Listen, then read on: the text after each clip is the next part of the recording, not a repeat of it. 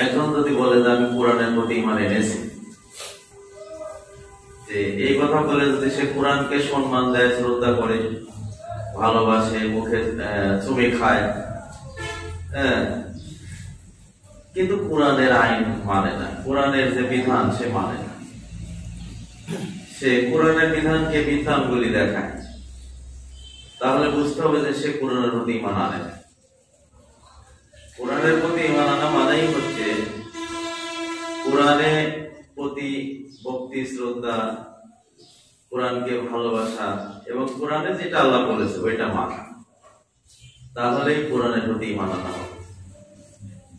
সেই জন্য আমরা নামাজের মধ্যে যে বিষয়টা পড়ি, পঠিত বিষয়গুলো শুধু পড়লেই হবে না, পড়ব প্লাস এর অর্থ কি সেই অনুযায়ী কাজ করব, তাহলে আমাদের এই নামাজটা পড়া সার্থক হবে। এটাই কিন্তু আমি বোঝাতে চাচ্ছি, যে নামাজে কি পড়ি আমি বুঝলাম না, না বোঝার কারণে নামাজের বাইরে কাজও করলাম না, তাহলে নামাজ আমাদের কাজ করতেছে। এই জন্য আজকে আমি ভূমিকা আর বেশি বলবো না, আজকে আমি সূরা ফাতিহা থেকে শিক্ষা। সূরা ফাতিহা কিন্তু প্রত্যেক রাকাতেই পড়তে হয়। আমরা তো জানি যে সূরা ফাতিহাটা হচ্ছে ওয়াজিব পড়া। এই ওয়াজিব কে করেছে? পৃথিবীর কেউ, স্বয়ং আল্লাহ রাব্বুল আলামিন এটা ওয়াজিব করেছে, যে বান্দা তুমি নামাজে সূরা ফাতিহাটা ওয়াজিব হিসাবে পড়বে। আর ওয়াজিব যদি নামাজে বাদ পড়ে তাহলে কিন্তু নামাজ হবে না। যদি কেউ ভুল ক্রমে অনিচ্ছা সত্ত্বেও ওয়াজিব ছুটিয়ে যায়, তাহলে সৌসিদা দিলে নামাজ হবে। আর ইচ্ছা করেই ছাড়িয়ে দিল, যে এটা ওয়াজিব আমি ইচ্ছা করেই ছাড়িয়ে দিয়ে সৌসিদা দেবো, তাহলে কিন্তু হবে। এটা আমাদের সৌসিদার নিয়ম জানতে হবে, যে নামাজের মধ্যে যদি খরচ ছুটে যায় তাহলে সৌসিদায় কাজ হবে না। ইচ্ছায় ছুটুক আর অনিচ্ছায় ছুটুক। আর ওয়াজিব যদি ছুটে যায়, অনিচ্ছায় ছুটলে সৌসিদা দিলে নামাজ, ইচ্ছা করে ছাড়িয়ে দিয়ে নামাজ, সৌসিদা দিলে নামাজ হবে না। সূরা ফাতিহাটা পড়া ওয়াজিব। আমরা দিন কয়বার পড়ি সূরা ফাতিহা নামাজের মধ্যে? দেখা যাচ্ছে যে ফরজ এবং সুন্নতে মুআক্কাদা এবং বেদের যেটা না বললেই নয়, নফল বাদে দিলাম, তাহলে দেখা যাচ্ছে যে আমাদের হিসাবে 32 বার আমরা সূরা ফাতিহাটা পড়ি প্রতিদিন, 32 বার। আর যদি নফল করি, তাহাজ্জুদ করি, ইশরাক করি, অনেক আরো নামাজ আছে, তাহলে অনেকবার হবে। কমপক্ষে আমরা 32 বার সূরা ফাতিহাটা পড়ি। কিন্তু কেন পড়ি? আল্লাহ কেন এই 32 বার পড়ার জন্য নির্দেশ দিলেন? এটা আমাদের ভাবতে হবে এবং এটা আমাদের চিন্তা করতে হবে। একটা মোমেন্ট মাত্রই, ইমানদার মাত্রই, একজন জ্ঞানী মাত্রই এটা কিন্তু ভাবতে হবে যে কেন আমাকে এই 32 বার সূরা ফাতিহা পড়া ওয়াজিব করে দিলেন, কারণটা কি? কারণ আল্লাহ তাআলা আমাদের নামাজের মাধ্যমে এইটা বলায় আমাদের কাছ থেকে স্বীকৃতি চাচ্ছে, স্বীকারোক্তি, যে বান্দা তুমি আমার নামাজের মাধ্যমে তুমি আমার কাছে স্বীকারোক্তি দাও এবং তুমি আমার কাছে কিছু চাও, আমি তোমাকে দেব। আজকে আমি মুসলিম শরীফের একটা হাদিস আমি লিখে আনিয়েছি এই সূরা ফাতিহার ব্যাপারে। নামাজে যখন আমরা সূরা ফাতিহা পড়ি, তখন আল্লাহ সূরা ফাতিহা কি বলছে এটা আমি আলোচনায় যাচ্ছি। হযরত আবু হুরায়রা রাদিয়াল্লাহু থেকে এই হাদিসটা আসছে। ক্বালা সামি'তু রাসূলুল্লাহ সাল্লাল্লাহু আলাইহি ওয়াসাল্লাম, আবু হুরায়রা বলছে আমি রাসূলকে ইয়াকুলু বলতে শুনেছি। কারণ আল্লাহ রাসূল যখন হাদিসগুলি বলতেন তখন সাহাবায়ে কেরামরা শুনতেন, শোনার পর ওইটা সংরক্ষণ করতেন, মুখস্থ করে রাখতেন এবং ওটা পরবর্তীতে তারা লিখতেন। যে তখন তো এরকম কাগজ তো ছিল না, কমন, বিভিন্ন জায়গায় লিখে রাখত, চামড়ায়, হাড়ে, পাথরে, পাতায় এগুলো লিখে রাখতেন। পরবর্তীতে এটা সংরক্ষণ হয়েছে। আসলে মুখস্থটাই বেশি ছিল। এইগুলো পরবর্তীতে ইমাম বুখারী এবং মুসলিম, আবু দাউদ, তিরমিজি, নাসাঈ এরা এই সাহাবায়ে কেরাম থেকে এই হাদিসগুলো নিয়ে লেখছে। যাই হোক, উনি আবু হুরায়রা রাদিয়াল্লাহু আনহু এক বড় মানে সাহাবী ছিলেন। সবচেয়ে বেশি হাদিস রাসূল থেকে মুখস্থ করেছিলেন এই সাহাবা আবু হুরায়রা। এর আসল নাম আব্দুর রহমান। তো উনি বলছেন যে আমি রাসূলকে বলতে শুনেছি, আল্লাহ তাআলা বলিয়াছেন, যে হাদিসের মধ্যে, এটা তো হাদিসে কুদসি বলা হয়, যে হাদিসের মধ্যে আল্লাহ তাআলা বলিয়াছেন যে আল্লাহর কথা, সেটা হাদিসে কুদসি বলে। এটা কিন্তু আল্লাহর কথা, আল্লাহর কথা না রাসূল বর্ণনা করে। আল্লাহ তাআলা কসমতু সলাতা বাইনি ওয়া বাইনা আবদি নিসফাইনে। আল্লাহ তাআলা বলছেন যে বান্দা যখন নামাজের মধ্যে সূরা ফাতিহা পড়ে, এই সূরা ফাতিহাকে আমি দুই ভাগে ভাগ করেছি। এই সূরা ফাতিহা দুই ভাগে ভাগ করেছি। এর অর্থ হচ্ছে যে এক ভাগ আমার বান্দার, এক ভাগ আমার। এক ভাগ আমার বান্দার, বাইনি আমার এক ভাগ, বাইনা আবদি আমার বান্দার এক ভাগ। আব্দ মানে বান্দা, আমার এক ভাগ আর বান্দার এক ভাগ, নিসফাইনে দুই ভাগ। দুই ভাগে ভাগ করেছে আমি। কে বলছে? আল্লাহ বলছে। ওয়ালি আবদি মা সালা, তবে বান্দার ভাগ হচ্ছে বান্দা যেটা চাবে সেটা সে পাবে। মা সালা মানে যাহার, সালা মানে যে বান্দা যেটা চাবে। এই সূরা ফাতিহার মাধ্যমে বান্দা আমার কাছে যেটা চাবে সেটা সে পাবে। তাহলে আমাদের কিন্তু জানতে হবে যে আমরা কি চাবো আর আল্লাহ কি দিবে। আল্লাহ বলছে যে সূরা ফাতিহার মাধ্যমে বান্দা যা চাবে আমি তা দেব। কিন্তু সারা জীবন ফাতিহা পড়লাম দিন 32 বার, কিন্তু আমি আল্লাহর কাছে কি চাইলাম আর আল্লাহ কি বা দিল, এটাই হচ্ছে ভাবার বিষয়। এটাই হলো আমার আল্লাহ। যে আমরা আনুষ্ঠানিক ভাবে, গতানুগতিক ভাবে সারা জীবন নামাজ পড়েই যাচ্ছি, কিন্তু নামাজ থেকে শিক্ষা নিতে পারলাম না। যদি নামাজ থেকে শিক্ষা নিতে পারতাম তাহলে আমার জীবন চলার পথে আমার এত গুনাহ হতো না, পাপ হতো না, আমার চরিত্র ভালো হতো, আমার আমল ভালো হতো, আমার চলাফেরা সবকিছুই ভালো হতো। কিন্তু আল্লাহ তো এটাই চাচ্ছিল যে বান্দা নামাজ পড়ে কিছু শিক্ষা নেবে, সেই শিক্ষা নিয়ে ব্যক্তিগত সমাজ জীবনে কাজ করবে। একটা লোক যদি সে নামাজ পড়ে নামাজ থেকে শিক্ষা নেয়, বাইরে তার দুর্নীতি করার কোনো সুযোগ নেই। তাহলে নামাজ পড়ে যে দুর্নীতি করে বোঝা লাগবে সে নামাজ থেকে শিক্ষা নেয়। তার নামাজটা হচ্ছে অনুষ্ঠান পালন করা হচ্ছে, কিন্তু নামাজ থেকে শিক্ষা সে নিতে পারে না। তাহলে আমরা দেখি যে কিভাবে আল্লাহ ভাগ করছে। আল্লাহ বলছেন ফাইদা ক্বালাল আবদু, যখন বান্দা বলে আলহামদুলিল্লাহি রাব্বিল আলামিন, এই সূরাটা শুরু করে।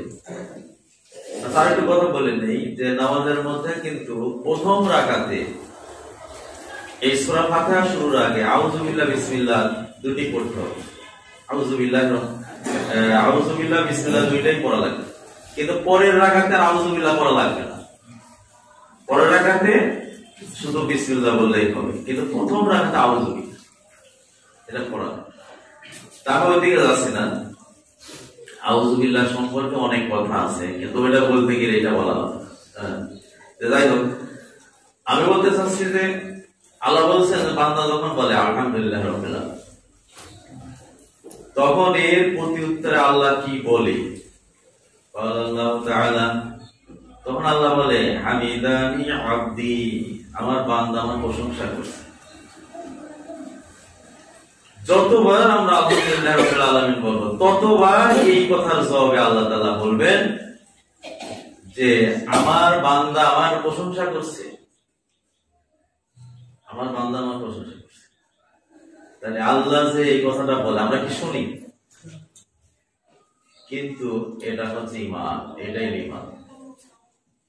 যদি কেউ মনে করে যে আমি আলহামদুলিল্লাহ বলছি, কথা বলছেন আলহামদুলিল্লাহ বলছি, আল্লাহ তাআলা মনে হয় জবাব দেয় নাই, তাহলে বোঝা লাগবে যে আমার ঈমান নাই।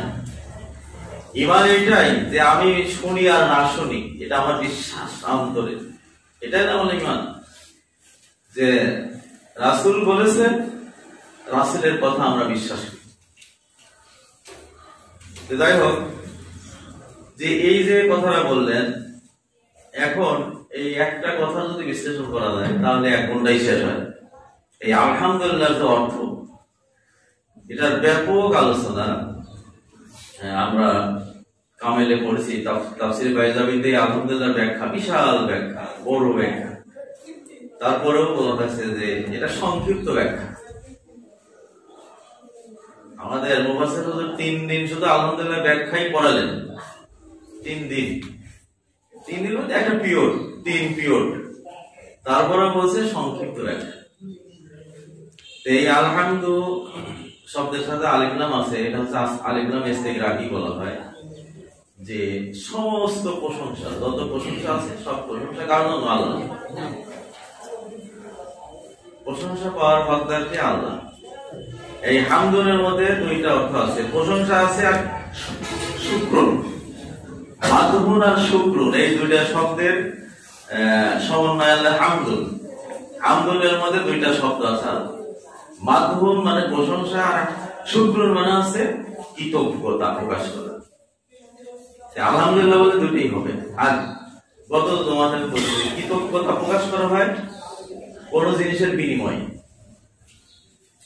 যদি কেউ আমাকে কিছু দান করে বা উপকার করে, তাহলে তার বিনিময়ে বলা হয় শুকরিয়া, শুকরান লাগা, আপনার জন্য শুকরিয়া। এর বাংলা হচ্ছে ধন্যবাদ। ভাই আপনি আমার উপকার করলেন, আপনাকে ধন্যবাদ, আপনাকে ধন্যবাদ। এই যে তাহলে আল্লাহ কিন্তু মানুষ পাবে শুধু ধন্যবাদ, যে আমার উপকার করলে আমি তাকে ধন্যবাদ দেব। আল্লাহ কিন্তু আল্লাহর প্রশংসা পাওয়ার হকদার হচ্ছে সে আমাকে নিয়ামত দিক আর না দিক, নিয়ামত দিক আর না। যদি আল্লাহ তাআলা আমাকে নিয়ামত দেন তাহলে শুকরিয়া, আর যদি নিয়ামত নাও দেন তাও তার প্রশংসা করতে হবে। কেন করতে হবে? সে আমাকে সৃষ্টি করেছে। আল্লাহর নিয়ামত যে কোনো ভাবে আমি পাবো, একটা না পেলে আরেকটা পাবো, একটা না পেলে আরেকটা পাবো। এই জন্য সকল ক্ষেত্রে রাহমাতুল্লাহ বিকুল্লিহিন, সকল ক্ষেত্রে আল্লাহ শুকরিয়া আদায় করতে হবে, আলহামদুলিল্লাহ। সুখে হোক দুঃখে হোক, সুখে দুঃখে সকল ক্ষেত্রেই আল্লাহ প্রশংসা করতে হবে। কিন্তু এটা তো আমরা বাইরে করি, কিন্তু নামাজে যখন করি তখন আমি কিন্তু আল্লাহর কাছে বলছি যে আল্লাহ, নামাজের মাধ্যমে আমি অঙ্গীকার দিলাম যে সকল প্রশংসা তোমার, নামাজের বাইরেও কিন্তু তোমারই প্রশংসা আমি করব। এখানে একটা উদাহরণ হিসাবে বলি যে এই সূরা ফাতিহাটার নাম হচ্ছে সূরা ফাতিহা। ফাতিহা শব্দের অর্থ হচ্ছে ভূমিকা, ভূমিকা মানে একটা মানে মানে কোরআন নাজিলের একটা বই। যেরকম আমরা কোনো বই লিখলে বইয়ের ভূমিকা থাকে না, কিতাব থাকে না, আল্লাহ তাআলাই কোরআনের ভূমিকা হিসাবে সূরা ফাতিহা, প্রারম্ভিকা। যে প্রথমে আমাদের একটা ভূমিকা থাকে, মানে যে ভূমিকাটা এই সূরা ফাতিহা কেন বলা হলো? এই সূরার একটা নাম আছে সূরাতুদ দুআ, প্রার্থনার সূরা। এটা সূরাতুশ শিফা, এটা হচ্ছে রোগ মুক্তির। অনেক দোয়া আছে, আমার নাম আছে এই সূরা। কিতাবে লিখেছে যে এই সূরা ফাতিহার 55টা নাম আছে, এত নাম। কিন্তু একটা আমি যেটা নিয়ে আলোচনা করবো, এটা সূরাতুদ দুআ, সেটা হচ্ছে প্রার্থনার সূরা, আবেদন করার সূরা, প্রার্থনা। কিছু চাওয়ার সূরা, এই সূরার মাধ্যমে চাওয়া হয়। নামাজের মাধ্যমে আমি কি চাচ্ছি এটা আমার জানা দরকার, আর চাওয়ার পর আল্লাহ কি দিলেন এটা আমার জানা দরকার। নামাজে এই সূরা ফাতিহা থেকে শিক্ষার মূল বিষয় হচ্ছে দুটা, এটা হচ্ছে আমি কি চাচ্ছি এটা আমার জানা, আর আল্লাহ আমাকে এই চাওয়ার বিনিময়ে কি দিলেন এটা আমার জানা। এই দুইটা জিনিস জানতে হবে, না জানলে আজ 32 বার সারাদিন 32 বার সূরা ফাতিহা করে তাহলে এই সূরা ফাতিহা থেকে আমরা উপকৃত হতে পারবো না। আচ্ছা, এটাকে বলা হয়েছে আবেদন। বান্দা আল্লাহর কাছে আবেদন করবে, দরখাস্ত করবে, আমি উদাহরণ হিসাবে বলি যে তাহলে আমি একটা মাদ্রাসার প্রিন্সিপাল, তাহলে আমার কোন ছাত্র যদি আমার কাছে ছুটি চাইতে আসে তাহলে এটা আবেদন লেখা লাগে না? আবেদন লিখতে হয়, কিন্তু আবেদন লেখার নিয়ম কি?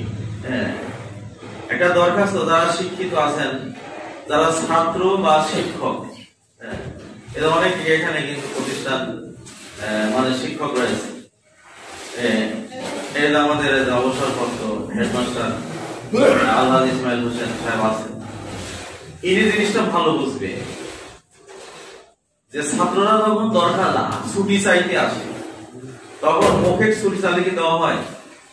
বলে তুমি একটা দরখাস্ত লেখো, তখন বলে, যদি ছাত্র বলে যে স্যার আমি তো দরখাস্ত লিখতে পারি, কিন্তু ওই প্রিন্সিপালই কিন্তু শিখাইয়া দিবে যে এইভাবে দরখাস্ত লেখো। এই সূরা ফাতিহাটা কিন্তু আল্লাহ তাআলা আমাদেরকে, আমরা কিন্তু জানতাম না যে নামাজ শুরু করে সূরা ফাতিহা কিভাবে পড়া লাগবে, কিন্তু আল্লাহই শিখাইয়া দিচ্ছে যে বান্দা তুমি এইভাবে আমার কাছে আবেদন করো। একটা প্রিন্সিপাল বা প্রধান শিক্ষকের শিখানো আবেদন লেখে আবেদন করার পর ছুটি পাই তো, কিন্তু আল্লাহ তাআলা আমাদেরকে এই আবেদনের মধ্যে কয়টা জিনিস থাকে? মূল বিষয় থাকে 3টা জিনিস। এক নম্বর হচ্ছে যার কাছে চাওয়া হবে, আবেদন করা হবে, তার প্রশংসা করতে হবে, তার সম্মান মর্যাদা দিয়ে তার প্রশংসা করতে হবে। 2 নম্বর হচ্ছে পরিচয় দিতে হয় যে আমি আপনার প্রতিষ্ঠানের অমুক ক্লাসের একজন ছাত্র, নিয়মিত ছাত্র, পরিচয় দিতে হয় না? 3 নম্বর যেটা হয় সে চাইতে হয় যে আমার 3 দিনের ছুটি লাগে, 2 দিনের ছুটি লাগে। এই 3টা জিনিস লাস্টে বলা হয় যে আমি আপনার বাধ্যনুগত একজন ছাত্র এবং আমার আবেদনটা মঞ্জুর করার জন্য শেষে একটু বলা হয়, তাই না? সূরা ফাতিহার ঠিক 3টা জিনিসই আছে। আমি যদি না বুঝি সেটা আমার ব্যর্থতা, কিন্তু এটাকে যে আবেদনের সূরা বলা হলো, আমি যে বান্দার আল্লাহর কাছে আবেদনটা করব, কিন্তু এটা তো আমি যদি না বুঝি এটা আমার ব্যর্থতা। দেখেন, প্রথমে কিন্তু আল্লাহর প্রশংসা করা হচ্ছে, এটা 3টা বাক্য দিয়ে প্রশংসা করে। 1 নম্বর হচ্ছে আলহামদুলিল্লাহি রাব্বিল আলামিন, এটা প্রশংসা। আর রহমান রাহিম, এটাও প্রশংসা। মালিক ইয়াউমিদ্দিন, এই 3টা শব্দ দিয়ে প্রশংসা। 1 নম্বর হচ্ছে আল্লাহ, সমস্ত প্রশংসা সেই মহান রব্বুল আলামিনের জন্য, যিনি বিশ্ব জগতের কি প্রতিপালক, এটা প্রশংসা না? আর রহমান রাহিম, আল্লাহ তুমি পরম দয়ালু এবং করুণাময়। রহমান মানে দয়ালু, আপনি তো দয়াশীল, আপনি তো দয়াবান। আর রাহিম মানে হচ্ছে করুণাময়, মানে যদিও একই অর্থ কিন্তু 2টার অনেক বিশ্লেষণ আছে। প্রতি শব্দ হিসাবেই ব্যবহার করেছে। তাফসীর কারকে বলছে যে রহমান হচ্ছে দুনিয়ার জন্য, রাহিম হচ্ছে আখিরাতের জন্য। যাই হোক, তাহলে বলো মালিক ইয়াউমিদ্দিন, হে আল্লাহ তুমি তো বিচার দিবসের মালিক, আমি দুনিয়ায় কি করছি না করছি এই হিসাব নিকাশ তুমি তো আখিরাতে কিয়ামতের দিন তুমি তো একমাত্র তুমি মালিক, হিসাব তোমার কাছেই দিতে হবে, তুমি আমার হিসাব দেবে। এই 3টা বাক্যের মাধ্যমে আল্লাহ প্রশংসা করা হলো না? এখন এটা প্রশংসা করা হলো 3টা বাক্যের মাধ্যমে। 2 নম্বর যেটা পরিচয় দেওয়া, এখন লাস্টে বলা হচ্ছে যে পরিচয় দিচ্ছি আমরা আল্লাহর কাছে, ইয়াকা না'বুদু ওয়া ইয়াকা নাস্তাইন। এইটাই হচ্ছে পরিচয়।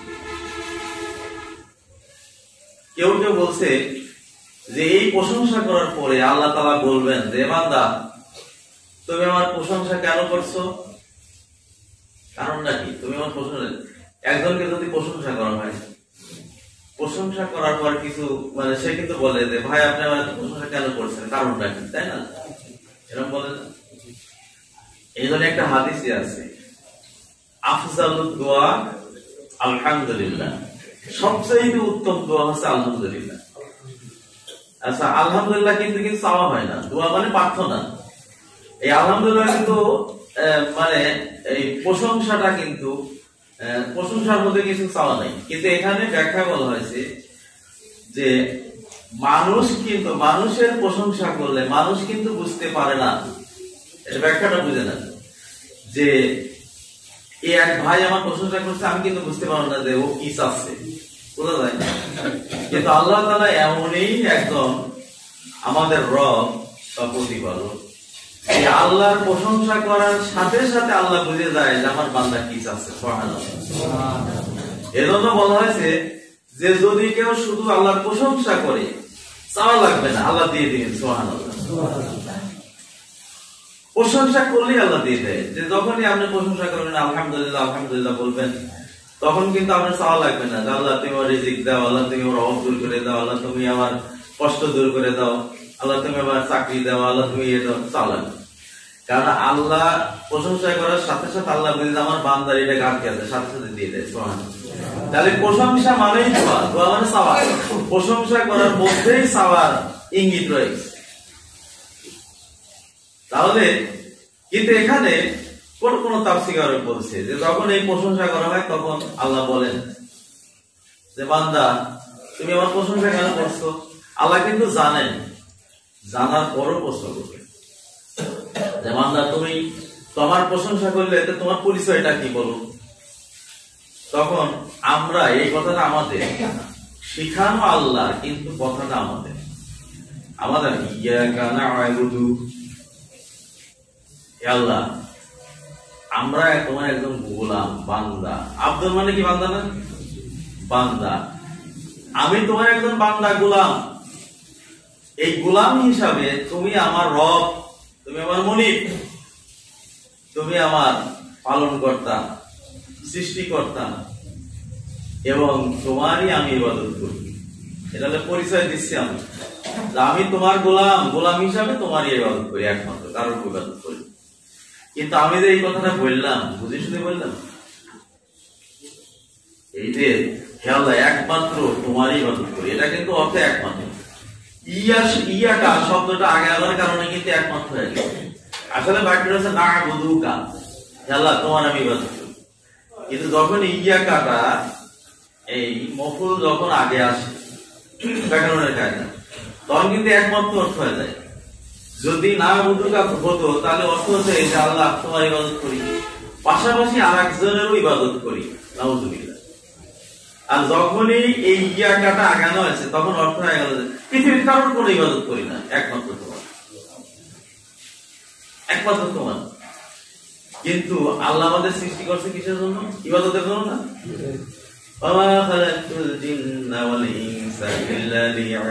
আল্লাহ বলছে আমি যে ইনসানকে সৃষ্টি করেছি আমার ইবাদত করো। এখন ইবাদতটা ব্যাপক অর্থ, আমরা কিন্তু ইবাদত অর্থটা অনেকেই বুঝি না। আমরা মনে করি নামাজ ইবাদত, রোজা, হজ, যাকাত, তাসবিহ, তাহলিল, জিকির, আজকার এইগুলি ইবাদত, দোয়া দরুদ। কিন্তু না, এগুলো তো আছেই। ইবাদত হচ্ছে যে পৃথিবীতে আমরা যেটাই করবো সেটা যদি আল্লাহর নির্দেশ অনুযায়ী হয় ওইটাই ইবাদত। আমি চাকরি, ব্যবসা বাণিজ্য যাই করি না কেন, যদি হালাল পন্থায় হয় ওটাই ইবাদত।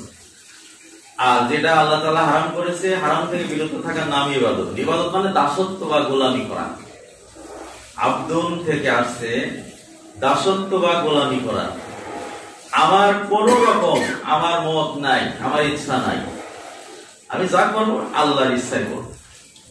আল্লাহ এটা হালাল করেছে আমি গ্রহণ করবো, এটা হারাম করেছে আমি বাদ করবো। এই যে হালালটা গ্রহণ করা, হারাম থেকে বিরত থাকা, এর নামই হচ্ছে ইবাদত। আজকে নামাজ পড়তে আইসে আল্লাহর হুকুমটা, তাহলে নামাজটা এরকম ইবাদত। আল্লাহ বলছে সুদ খায় না, ঘুষ খায় না, পরের হক নষ্ট করো না, মিথ্যা কথা বলো না, যত হারাম কাজ আছে এগুলো ইবাদত। যদি মিথ্যা না বলি, সুদ ঘুষ না খাই, পরের হক নষ্ট না করি, তাহলে আমার ইবাদত। আর যদি আমি সুদ ঘুষ খাই, তাহলে আল্লাহর ইবাদত হলো না। আমার এই নামাজের মধ্যে এই কথাটা বলাটা ঠিক হলো না, কারণ আমি নামাজের মধ্যে বুঝতেই পারিনি যে আমি নামাজের মধ্যে আল্লাহর কাছে স্বীকারোক্তি দিয়ে গেলাম যে আল্লাহ তোমার ইবাদত করব নামাজের মধ্যে। নামাজে কিন্তু আসলে ইবাদত করার জন্য যেটা আদেশ নিষেধ, ওটা কিন্তু নামাজের মধ্যে আসে না। কারণ নামাজের মধ্যে আল্লাহ তাআলা আমাদেরকে স্বীকারোক্তি নিচ্ছে যে বান্দা তুমি বাইরে যায়, নামাজের বাইরে যায় আমার যে দাসত্ব করবে, এটা তুমি নামাজের মাধ্যমে একটু স্বীকৃতি দিয়ে দাও, স্বীকারোক্তি দিয়ে দাও। তাহলে নামাজের মধ্যে স্বীকারোক্তি দিলাম, বাইরে যা করলাম না, তাহলে কথা কাজে মিল থাকবে না। ইয়াকা না'বুদু ওয়া ইয়াকা নাস্তাঈন, একমাত্র তোমার কাছেই সাহায্য। এই দুইটা বাক্য দিয়ে বান্দার পরিচয় দেওয়া হচ্ছে। তখন আল্লাহ বলছে যে বান্দা বুঝলাম, প্রশংসা করার কারণও বুঝলাম, তুমি যে আমার প্রশংসা সেটা বুঝলাম, তুমি যে আমার তোমার পরিচয়টাও বুঝলাম আমি। এখন তুমি কি চাচ্ছ কও। আল্লাহ কিন্তু জানেন, এটা কিন্তু বাবা জানে না, আল্লাহ মনে হয় জানে না, মানুষের মতো। নাউযুবিল্লাহ। আল্লাহ জানেন, কিন্তু বান্দার মুখ থেকে শুনতে চাচ্ছে। তখন আমরা এই যে আবেদনের 3 নম্বর কাজ, প্রথম প্রশংসা, 2 নম্বর পরিচয়, 3 নম্বর কাজ, ইহদিনাস সিরাতাল মুস্তাকিম। হে আল্লাহ, তোমার প্রশংসা করার কারণ, আর তুমি আমার পরিচয় চাইলে সেটাও বললাম, তোমার আমি গোলাম বান্দা। এখন আমি এই ফাতিহার মাধ্যমে তোমার কাছে চাচ্ছি সিরাতাল মুস্তাকিম, সরল সঠিক পথ। এই সিরাতাল মুস্তাকিম আছে জান্নাতের পথ, জান্নাতের রাস্তা, যে রাস্তায় চললে জান্নাতে যাওয়া যায়, সেই রাস্তা আমি চাচ্ছি তোমার কাছে। ইহদি, তুমি সেই রাস্তা আমাকে দেখাও আল্লাহ।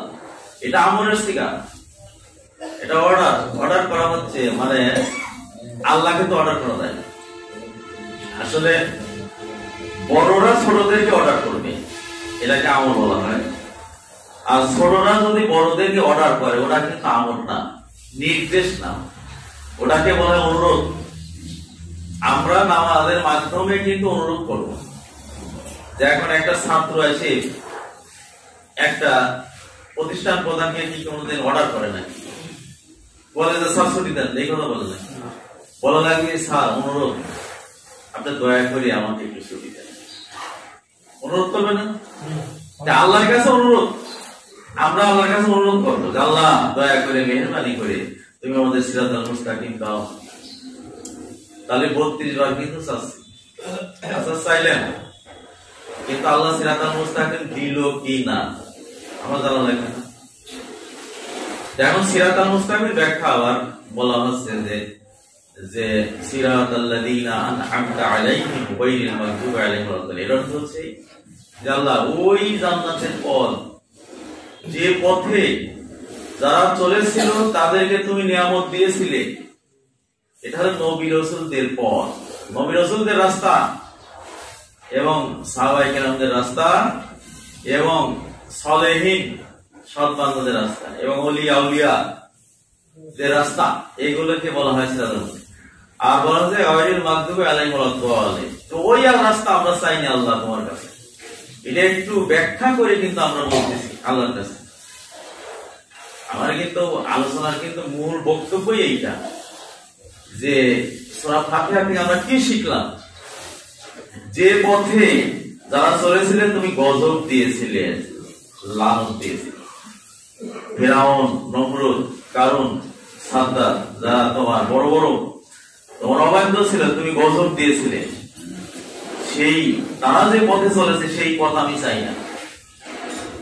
এটাই তো নামাজে চাইলাম, সেটা তাই বললাম যে আমিন। এটাই হচ্ছে যে আল্লাহ, ছাত্ররা বলবে আপনার বাধ্যগত ছাত্র আমি অনুগত, আল্লাহ তুমি যদি না দাও আমি পাবো না, আল্লাহ তুমি আমাকে দান করো। এখন আমার কাছে ছুটি চাইলো, আমি প্রিন্সিপাল হিসাবে নাকি, তাহলে আমি ছুটি দিলাম কি না দিলাম, বা কয়দিনের দিলাম, এটা জানা লাগবে না। এখন বলেন তো দেখি, ছুটি দিলাম 3 দিনের, ওই ছাত্রদের 4 দিন পর আসে, তাহলে শাস্তি পাবে কিনা বলেন? আমি এখানে চাইলাম সিরাতাল মুস্তাকিম আল্লাহ দাও, আল্লাহ দিয়ে দিল, কিন্তু সেই পথের পর আমি আর নাই। আল্লাহ দিল কিন্তু দেওয়ার পর সেই পথে নাই। আল্লাহ বলবে যে আমরা যেরকম বলি ছাত্রদেরকে, কি বাবা তুমি একদিন পরে আসলে কেন? তোমার ছুটি দেওয়া হয়, তুমি চাইছো 3 দিন, 3 দিনই ছুটি দিয়েছি, 4 দিন পর কেন আসলো? এই একদিনের জন্য তোমার শাস্তি নাকি? আল্লাহ বলবে যে বান্দা তুই তো নামাজের মধ্যে আমার কাছে চাইছিলি সিরাতাল মুস্তাকিম সঠিক পথ, আমি তো দিয়েছিলাম, তোর তো একদিনও তো দেখলাম না সিরাতাল মুস্তাকিমের পর চলা। এখন সিরাতাল মুস্তাকিম কোনটা? যালিকাল কিতাবু লা রাইবা ফিহি হুদাল লিল মুত্তাকিন। সাথে সাথে আল্লাহ বলে দিলেন যে সিরাতাল মুস্তাকিম চাচ্ছো, যাও দিয়ে দিলাম, এই কোরআনটাই সিরাতাল মুস্তাকিম। সুবহানাল্লাহ, গোটা কোরআনটাই সিরাতাল মুস্তাকিম।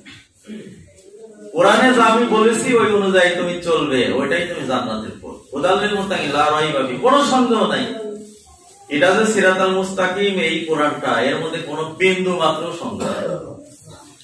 আল্লাহ এই কথা না বললেও পারতেন, কেন বললেন? মানে গুরুত্ব বোঝানোর জন্য বান্দাকে বোঝাচ্ছে যে বান্দা তুমি সিরাতাল মুস্তাকিম চাচ্ছ, এই কিতাব দিয়ে দিলাম কোরআন। এই কোরআন যে সিরাতাল মুস্তাকিম, এর মধ্যে কোনো সন্দেহ নাই। তবে একটা কথা, এই কোরআন কিন্তু সবাইকে সিরাতাল মুস্তাকিমের পথ দেখাতে পারবে না, এটা গুণাগুণ থাকা লাগে, মুত্তাকিন হওয়া লাগে। যদি তুমি মুত্তাকি হতে পারো তাহলে তোমাকে দেখাবে। এই জন্য কোরআন থেকে সিরাতাল মুস্তাকিম পাবেন যারা মুত্তাকি তারাই। তাহলে এখন বলেন, সূরা ফাতিহার পরে এই কোরআন পড়াটা কি ওয়াজিব না ফরজ? ফরজ না? কোরআন নামাজের মধ্যে যে 8টা মানে মানে যে কয়টা কাজ ফরজ, হ্যাঁ, এটার মধ্যে একটা কি কিরাত পড়া ফরজ না? 6টা ফরজ কাজ, তার মধ্যে কোরআন তেলাওয়াত ফরজ। কেন ফরজ করলেন? যে বান্দা তুমি তো সূরা ফাতিহা ওয়াজিব মাধ্যমে আমার কাছে তুমি চাইছো সিরাতাল মুস্তাকিম, এটা দিয়ে দিলাম, এই যে কোরআন তেলাওয়াত করো, কোরআন তেলাওয়াত ফরজ করলাম, কারণ অবশ্যই তোমরা যদি এই কোরআনটা মানো তাহলে সিরাতাল মুস্তাকিম পাবে। এই জন্য আমি আর আলোচনা বাড়াবো না। তাহলে আজকে আমি বুঝলাম, কিন্তু হাদিস কিন্তু শেষ করতে পারিনি, বড় হাদিস, কারণ এটা একটু এই উদাহরণটা দিলাম যে ছাত্র শিক্ষকের এটা বোঝার জন্য। আর দেখেন যে কত মিল, আমি যখন এটা এই কিতাবগুলো পড়েছি, এই দন তাফসীরটা পড়েছি কোরআন এই ফাতিহা নামাজের মধ্যে, তখন আমি অবাক হয়ে গেছি যে সূরার নাম আবেদনের সূরা এবং একটা ছাত্র শিক্ষকের আবেদন করার জন্য এত মিল রয়েছে গভীর, যা ভাষা বলা যায়। কিন্তু আমরা কিন্তু আসলে বুঝতে পারছি না, বোঝার কারণে কিন্তু সূরা ফাতিহা পড়ে যায়ও সিরাতাল মুস্তাকিম আল্লাহ দিল, কিন্তু আমরা বুঝলাম না কোনটা। অথচ আমি চাই গেলাম আর বলে গেলাম যে তোমার ইবাদত করবো, কিন্তু যাই মানুষের ইবাদত করছি, ঠিক আছে না? যাই হোক, এটা এই সূরা ফাতিহার যদি তাফসীর বা ব্যাখ্যা করা যায়, ওই 2-1 জমা কিছু না।